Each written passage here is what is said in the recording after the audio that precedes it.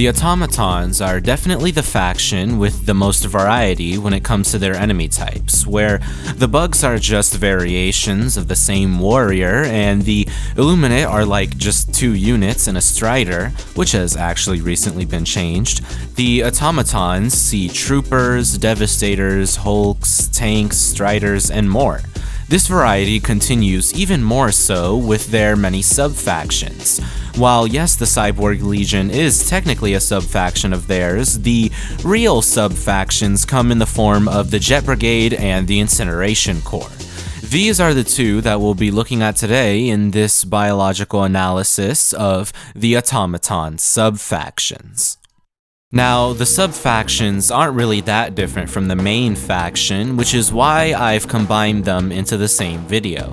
We won't be looking at each individual unit, but we will be analyzing the differences that these units have in comparison to the originals and their backstories. So, to start off, the Jet Brigade's existence was discovered by Super Earth after an attack on Matar Bay. They discovered the name by deciphering it in automaton communications. The Jet Brigade was made as a response to the development of the Democracy Space Station, with Court Bay as their staging grounds. The automatons scavenged some jump pack technology from dead Helldivers and other sources on the battlefield. Using this, they manufactured a whole brigade of units with their own jump packs that come on a separate fleet.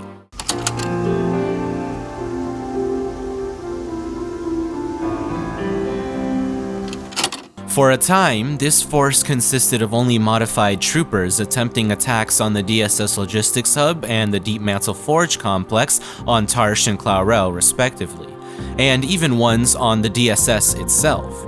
These attacks were promptly repelled by the forces of the Federation of Super Earth, and eventually the Jet Brigade mostly faded into obscurity. That was until the automatons began to attack Malevolent Creek, bringing in new and improved Jet Brigade variants, those being jet versions of the Hulk and Devastators.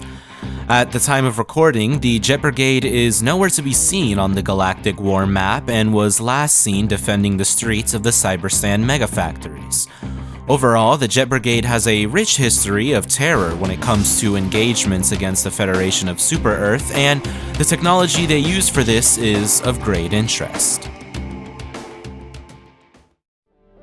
We start with the base unit that the Jet Brigade started with, the Jet Trooper. Now, as we know, Jet Brigade technology is based on Super Earth scavenged jump pack technology. This is only partially reflected in its design though. We see that the Brigade jump pack has 2 thrusters just as the Helldivers one has. However, it appears much bulkier and even rough in its design. We see that its version of whatever is contained in these 2 bumps on the Helldivers jump pack is far larger, with the tanks being seen from the outside. It may imply that either they are unable to reproduce the same effectiveness with the same amount of fuel that the Super Earth jump pack uses, or that they do this for a more robust ability. Regardless, we see that this system works with a kind of liquid or gas fuel contained in 2 canisters. These are connected to the base of the jump pack, which routes this fuel down to the thrusters. Now, I have no idea what kind of fuel would be needed for something like this, but of course we can narrow it down by the fact that it's extra combustible. In fact, the Jet Brigade automatons were initially specially designed to be a kind of suicide bomber. The trooper variants will always jetpack on top of Helldivers in an attempt to get Helldivers to shoot them and blow them up, setting the Helldivers themselves ablaze. If they miss, they will run at full sprint at the targeted Helldiver to achieve the same goal. With this in mind, I'm not entirely sure what the fuel could be, but some sources say that it may be something called kerosene, which is a quite combustible material itself. It could be something else, but overall, I'm not too sure what powers jetpacks. Moving on, we have the Jet Devastators. These are pretty much standard, being Devastators like normal with scaled up versions of the Trooper jetpacks. These appear to be an exact 1-to-1 upscaling, which is odd since usually machinery can't do that, but this is passable. We can assume that the Jet Devastator works the same as the Trooper, just with a need for some more fuel. We also have the Jet Hulk. It is simply a chrome-finished Hulk with a jetpack on top of its heat sinks. Because of this, I like to think that the Hulk's jetpack uniquely works as a kind of exhaust for the Hulk, expelling excess heat along with the fuel used for the jetpack. The design of the jetpack itself is different and might even reflect that use. We see the two fuel tanks now surrounded by the metal and more directly connected to the Hulk with pipes. It can be assumed that these extra tubes are plugged directly into the Hulk and transferring heat, pushing it outside when the Hulk uses the jump pack. We can also assume that these tanks contain the same fuel as the previous iterations, only contained in this way due to the larger design of the Hulk itself. Interestingly, on the Hulk's jump pack there is some kind of antenna. What this is for, I really have no idea, but it would be cool to see some speculation about this in the comments. Overall, the Jet Brigade is quite the threat, being the side of the automatons dedicated to rushing you down and throwing as many bodies at you as possible. However, they are only one side of the equation, as the automatons have also developed a second sub-faction of units dedicated to one thing and one thing only: incineration. The Automaton Incineration Corps came quickly and suddenly. Where the threat of the Jet Brigade was built up slowly over time, the automatons must have found that technique to yield negligible results. And so, when they built up their next sub-faction, they immediately sent them into multiple colonized planets, setting the homesteads of the many Super-Earth-owned planets ablaze. The staging ground of the Corps is not known, nor is their origin. My best assumption though, based on the fact that their first deployment was on colony planets, is that they were developed as a faction of terror, as opposed to the reason that the Jet Brigade was developed as a tactical backlash to the DSS.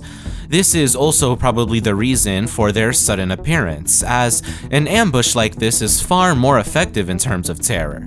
After their first appearance, they became a staple of automaton offensive operations, being deployed to populated and unpopulated planets alike. At the time of recording, the Incineration Corps had been deployed on planets Aurora Bay and Chu, making up a strategic blockade following Super-Earth's failure to capture Cyberstan. These two planets make up a strategic FTL line closer to Super-Earth that can be used for easy access to Cyberstan should it be freed. The automatons have likely stationed the Incineration Corps there in an attempt to scare the Federation away from ever attempting to attack Cyberstan again. However, something tells me that the Federation of Super-Earth won't be backing down anytime soon.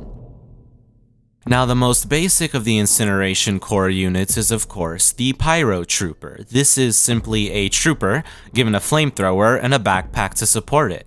Although it is not present in this ported model here, the pack is connected to the flamer by a black wire that routes fuel into the weapon, which will ignite the fuel as it exits the nozzle, creating a stream of flame to shoot out, burning all that stands in this trooper's way. In addition to the flamer, the Pyro Trooper also carries a few incendiary grenades. It'll use these to, as usual, flush Helldivers out of cover with an added bit of potency. That's not the only explosive capability that the Pyro Trooper has though, as it possesses a weakness that most all flame units portrayed in video games all tend to have, that being a bright red fuel tank that, when shot, ignites into a ball of flame, scalding all Helldivers in the area. Of course, when something like this is done, I always mentally ask from the in-lore perspective, why not just paint it the same color as the body, white in this case, to make it harder to spot? And I'd usually let it slide and not talk about it at all when it comes to tankier enemies, but I mean, this is a trooper. It doesn't matter where you hit, the bullets are probably going to penetrate through and hit the fuel anyway. I suppose in that case, it doesn't matter at all what color it is, but I don't know, it could just be chalked up to the automaton's design philosophy.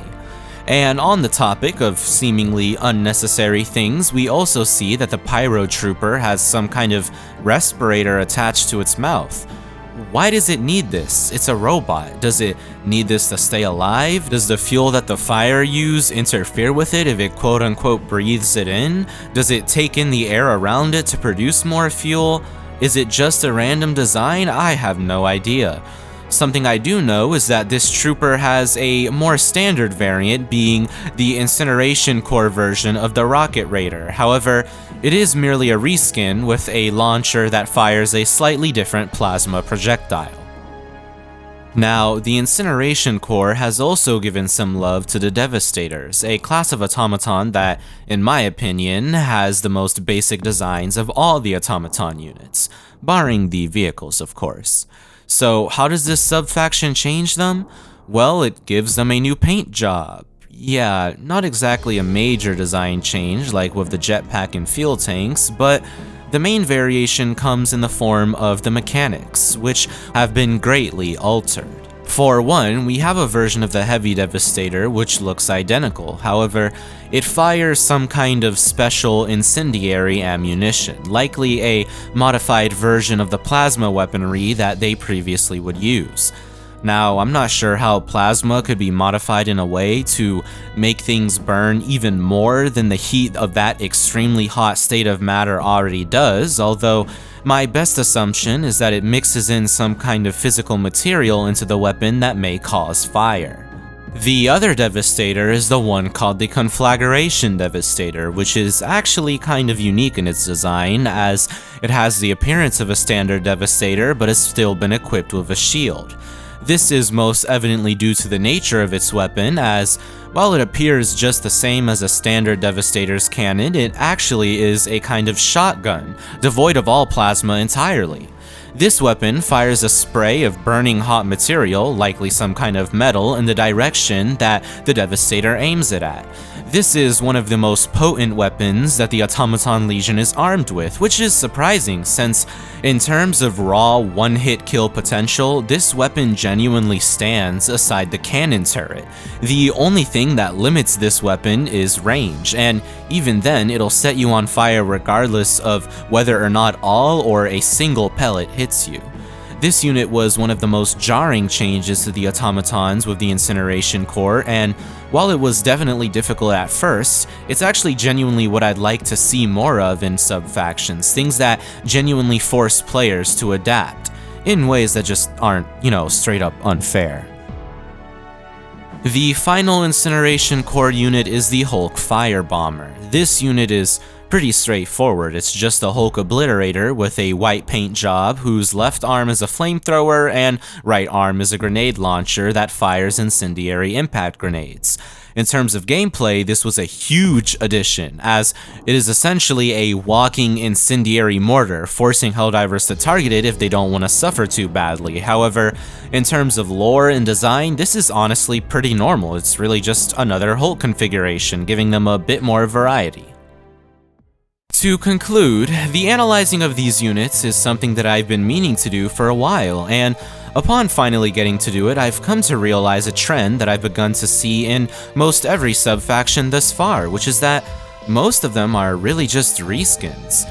The Jet Brigade really just repaints the automatons and lets them use a jump pack, which on paper does sound crazy, but in practice is more of a gimmick that has its moments than a full-fledged game-altering mechanic. And I'll be honest, this applies to the Spore Burst and Predator Strain too. Both of these apply a mechanic that ultimately relies on other factors to make ventures to the planets that they're on more challenging, with those planets usually getting higher resistance to pad out enemy count. The sub-factions that I think do better are partially the Incineration core, but most of all, definitely the Rupture Strain. The Rupture Strain really gives everything that one could desire with a sub-faction, so much so that diving on Hive Worlds is like a completely different game than the rest of it. A sub-faction introduced in that fashion is what Helldivers, I think, needs more of. Right after a few major bug fixes and rebalances, of course. The closest one, aside from the Rupture Strain, that does this is, of course, the Cyborgs, which have done something very similar with the Mega Factories, but I honestly prefer the way that the Hive Worlds were done better, as the Cyborgs have a few imbalance issues, to say the least. And so that brings me to the end of this video. As always, I hope it encourages you to look at the games you play under a more detailed lens, and if you ever find something that you may find interesting, you can leave a comment below letting me know about it. And if you'd like the opportunity to know when I'll be uploading that video, or if you just want to support me in general, you can subscribe to my Patreon to support me, and if you do, you'll get a video roadmap for all future videos that I may upload. If you want to support me in a way that does not involve a subscription though, you can also purchase a product listed on this channel. However, you will be missing out on certain perks like early access and a shout out at the end of my videos. Speaking of, thank you to all my current Patreon subscribers, highlighting in particular my high tier subscriber, Meow. And with all that being said, thanks for watching, and goodbye.